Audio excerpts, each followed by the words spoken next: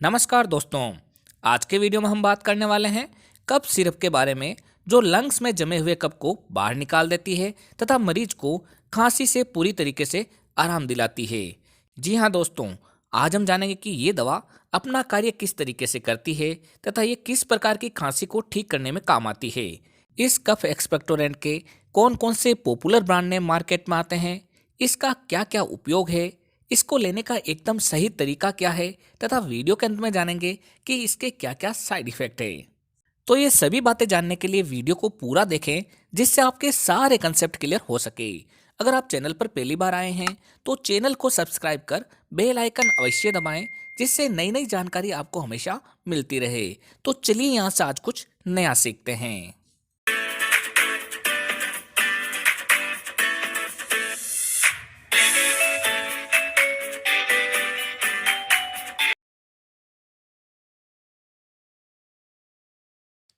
दोस्तों, आज हम बात करने वाले हैं एक कफ एक्सपेक्टोरेंट के बारे में, यानी कि जो हमारे शरीर से कफ को बाहर निकाल के एक्सपेल आउट करे। आज हम जिस कफ एक्सपेक्टोरेंट के बारे में जानने वाले हैं, उसके कंपोजिशन की बात करें तो इसमें प्रति 5 ml में एम्ब्रोक्सोल 15 मिलीग्राम से लेकर 30 मिलीग्राम तक, टर्बुटालिन 1.25 मिलीग्राम, गुवाइफेनेसिन 50 मिलीग्राम तथा मेंथोल 0.5 मिलीग्राम है। इस दवा में एम्ब्रोक्सोल हमारी चेस्ट में जमे हुए एक्सेसिव म्यूकस यानी कि कफ को हटाने का काम करता है तथा साथ ही स्पुटम को ब्रेक डाउन करता है, उसको तोड़ देता है। इसमें उपस्थित टर्बुटालिन एक बीटा एड्रेनर्जिक एगोनिस्ट है, जो कि ब्रोंकोडायलेटर का काम करता है, यानी कि हमारे ब्रोंक्यूल्स को डायलेट करता है, चौड़ा करता है, जिससे कि सांस लेने में आसानी हो। साथ ही गुवाइफेनेसिन तोड़े हुए स्पुटम या फिर फ्लेजम को बाहर निकालने का कार्य करता है, और जो मेंथोल है वो खांसी के कारण हमारे गले में हुई इरिटेशन व स्वेलिंग को ठीक करने में काम आता है। इस तरीके से ये सब दवाएं मिलजुल कर अपना कार्य करती है तथा कफ वाली खांसी को ठीक करती है। अगर हम इस कफ सिरप के पॉपुलर ब्रांड नेम की बात करें तो वो है एबोट फार्मा का Tossex XP syrup, tablets India limited का Ambrolite S syrup, Biocel pharmaceutical का Cofnil A M syrup, Cipla limited का Cheston plus syrup, Glenmark pharmaceutical का एस्कोडेक्स ए एक्स सिरप व एल्केम लेबोरेटरीज का बल्क ऑफ सिरप। इसके अलावा भी ये दवा आपके एरिया वाइज व डॉक्टर वाइज अलग अलग ब्रांड नेम से मिलेगी। आप इसकी जेनेरिक फॉर्म भी खरीद सकते हैं। जेनेरिक फॉर्म भी उतनी ही इफेक्टिव है जितनी की ब्रांडेड फॉर्म। दोस्तों, अगर इसके यूज के बारे में बात करें कि किन किन बीमारियों में इसका प्रयोग किया जाता है, तो जैसा कि आपको पता ही है कि ये एक कफ सिरप है, तो इसका उपयोग खांसी को रोकने के लिए किया जाता है।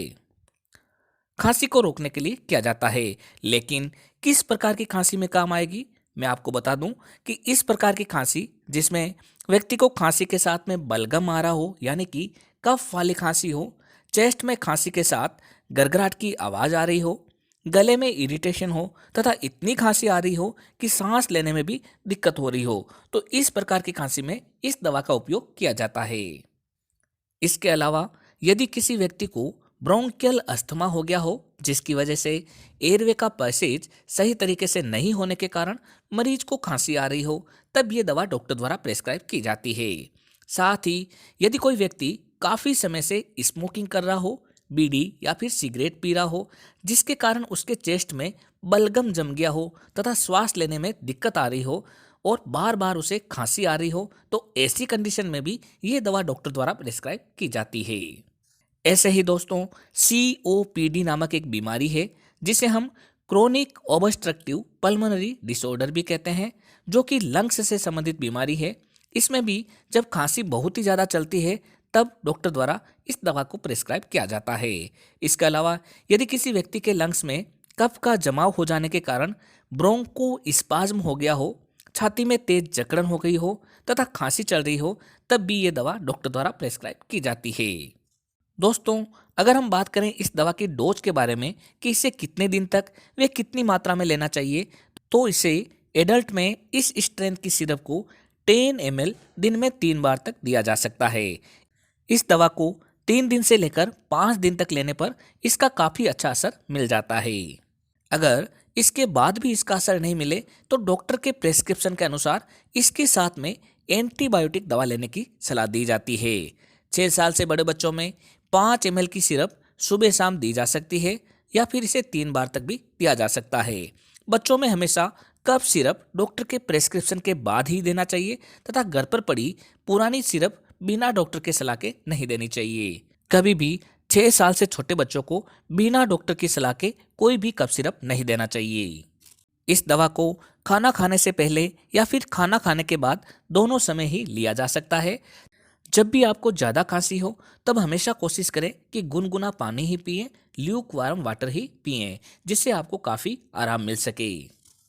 अगर हम इसके साइड इफेक्ट की बात करें तो सामान्यतः इस दवा की वजह से टिंगलिंग की शिकायत होना यानी कि हाथों पाँवों में कंपन होना व घबराहट होना, हार्ट बीट का इंक्रीज होना, स्वेटिंग होना, पाल्पिटेशन होना, ड्राउसीनेस व स्लीपीनेस होना, हेडेक होना आदि रहता है।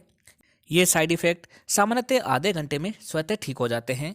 अगर ये साइड इफ़ेक्ट या फिर इसके अलावा और भी कोई साइड इफ़ेक्ट लगातार रहे तो तुरंत इस दवा को बंद कर अपने डॉक्टर की सलाह लेनी चाहिए। तो दोस्तों ये थी जानकारी कफ एक्सपेक्टोरेंट के बारे में। जब भी कोई दवा ले तो अपने डॉक्टर की सलाह से ही लें। इसी तरीके के वीडियो देखने के लिए हमारे चैनल को सब्सक्राइब कर बेल आइकन अवश्य दबाएं, जिससे नई नई जानकारी आपको सही समय पर मिल सके। एक बार फिर मिलते हैं एक नई दवा की जानकारी लेकर एक नए वीडियो के साथ। तब तक के लिए धन्यवाद।